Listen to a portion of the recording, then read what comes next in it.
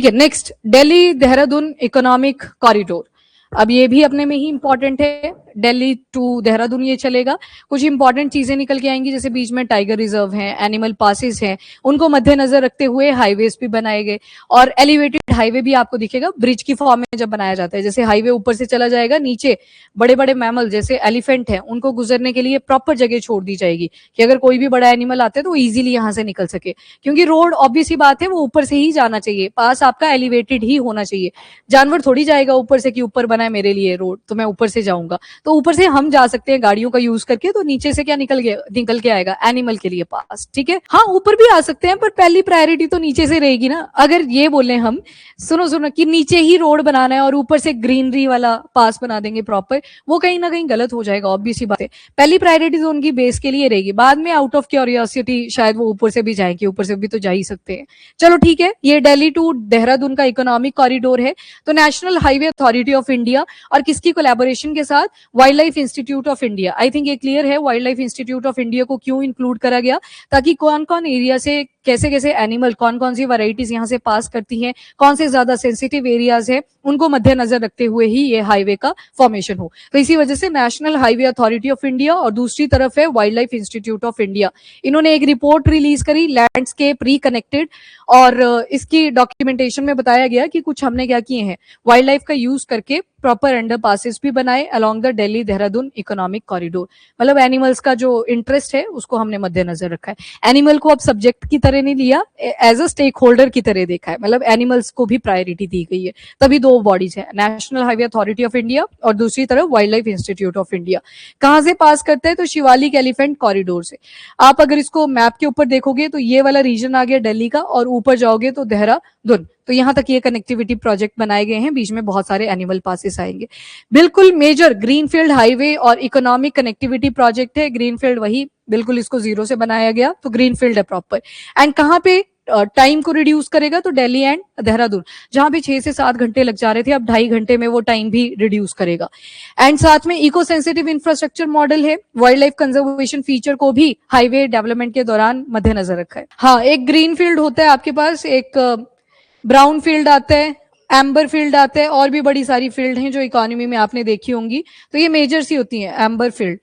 Brown का मतलब क्या होता है, पहले बना था पर बीच में शायद वो प्रोजेक्ट कंटिन्यू नहीं हो पाया तो उस काम को बंद कर दिया गया, अब दोबारा से उसको बनाया जा रहा है। एम्बर फील्ड ट्रांजिशन को रिप्रेजेंट कर रहा है, पहले आपने कुछ और सोचा था अब थोड़े से चेंजेस करने पड़ेंगे। ब्राउन फील्ड में कोई बिल्डिंग बना दी थी, पहले सोचा था यूनिवर्सिटी बनाएंगे पर बाद में आपको लगा कि यूनिवर्सिटी की यहाँ पे जरूरत नहीं है, पहले आईटी की बिल्डिंग बना लेते हैं, फिर बाद में जाके वो प्रोजेक्ट कंटिन्यू हुआ। ग्रीन फील्ड तो बिल्कुल जीरो से ही शुरू करा जाता है। ठीक है, तो इको सेंसिटिव इंफ्रास्ट्रक्चर मॉडल है, लोकेटेड कहाँ पे है, तो गणेशपुर जो कि देहरादून वाला पार्ट आ गया, यहां से ये शुरू करेगा, एंड दूसरी तरफ है अशरोधी जो ये दिल्ली वाला पार्ट आ गया, तो यहां तक ये पूरा एक्सटेंड करेगा। एंड इसका मेन एम क्या है, कनेक्टिविटी इंप्रूव करना, साथ में जो ट्रेवल टाइम है उसे रिड्यूस करना है बिटवीन दिल्ली एंड देहरादून, और सेफ वाइल्ड लाइफ मूवमेंट हो सके, इकोलॉजिकल कनेक्टिविटी यहाँ पे मेंटेन हो सके, ह्यूमन वाइल्ड लाइफ कॉन्फ्लिक्ट जो आ जाते हैं, बीच में एनिमल और ह्यूमन टकरा भी जाते हैं क्योंकि हम इन्फिल्ट्रेट कर रहे हैं कहीं ना कहीं वाइल्ड लाइफ को, तो वो चीज भी रिड्यूस करनी है, और habitat fragmentation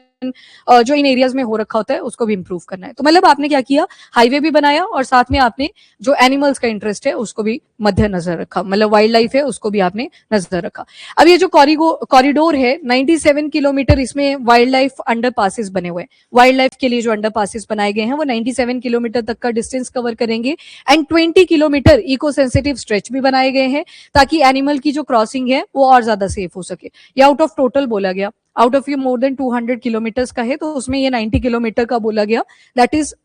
wild life underpass, और 20 किलोमीटर का इको सेंसिटिव स्ट्रेच, ताकि वो एनिमल और ह्यूमन के बीच में कोई कॉन्फ्लिक्ट ना आए, और कई बार गाड़ियों से भी टकरा जाते हैं, एनिमल डेथ हो जाती है, वो चीजें ना हो यहाँ पे, तो इसी वजह से ये सारी चीजें नजर में रखी हैं। और एशिया का ये largest wild life elevated corridor भी कंसीडर किया गया, एशिया का है। और एवरेज हाइट देखोगे ना अगर उनकी आप, तो यहां से मान लो ऊपर से हाईवे से गाड़ियां जाएंगी, नीचे ये 6 से 7 मीटर तक की इसकी लेंथ रहेगी, ताकि जो बड़े बड़े मैमल्स भी हैं वो आराम से यहाँ से पास ऑन कर सके। जैसे शुरू में भी लिखा था यहाँ पे शिवालिक एलिफेंट कॉरिडोर और राजाजी टाइगर रिजर्व, ये राजाजी टाइगर रिजर्व और शिवालिक यहाँ पे मिलेंगे आपको, ये देहरादून वाले पार्ट में। फिर आप दिल्ली की तरफ आते हो, राजाजी टाइगर रिजर्व नीचे आता है थोड़ा सा, और इसके ऊपर है शिवालिक एलिफेंट कॉरिडोर। तो यहाँ से हमें क्या दिख रहा है कि बड़े बड़े मैमल्स भी होंगे यहाँ पे, जैसे एलिफेंट की मेंशन करी गई तो 6 से 7 मीटर की हाइट रखी है, तभी इसको एशिया का लार्जेस्ट, और एक और था यहाँ पे वाइल्ड लाइफ एलिवेटेड कॉरिडोर जिनके 12 किलोमीटर का डिस्टेंस है, वो भी यहाँ पे मेंशन करा गया है। तो ये सारी चीजें हैं।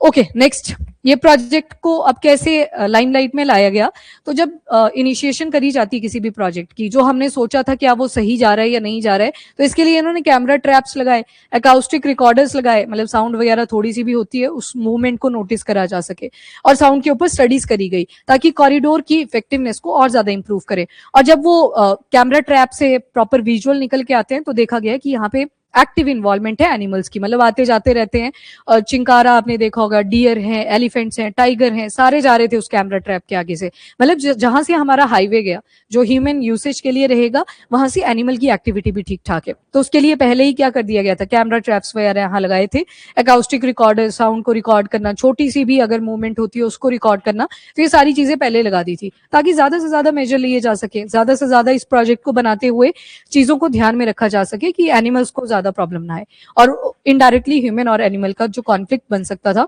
उसको भी आपने यहाँ पे कम कर दिया। इसके अलावा सिग्निफिकेंस क्या रहेगा, तो इकोनॉमिक ग्रोथ होगी, ऑब्वियस सी बात है, हाईवे आपने बनाया, बायोडाइवर्सिटी प्रोटेक्शन, उसको मतलब आपने क्या देखा, दो चीजें यहाँ पे को एग्जिस्ट करेंगी, आपने एनवायरमेंट और डेवलपमेंट दोनों को बैलेंस करने की यहाँ पे ट्राई करी है। उसके बाद ये कॉरिडोर लॉन्ग टर्म के इकोलॉजिकल बैलेंस को भी सपोर्ट करेगा, बहुत सारी स्पीशीज की यहाँ पे मूवमेंट होती है, एक जगह से दूसरी जगह पे जाती हैं, और कई बार रोड के थ्रू, रोड पर जब गाड़ियां आती हैं, बड़ी बड़ी ट्रक्स वगैरह आते हैं, उनके साथ टकरा के एलिफेंट्स वगैरह की डेथ आपने देखी होगी, तो उन चीजों को यहाँ पे रिड्यूस करने की ट्राई करी है। ठीक है, तो ये बैलेंस इंश्योर करने की ट्राई इस कॉरिडोर के थ्रू करी गई। तो दिल्ली देहरादून इकोनॉमिक कॉरिडोर।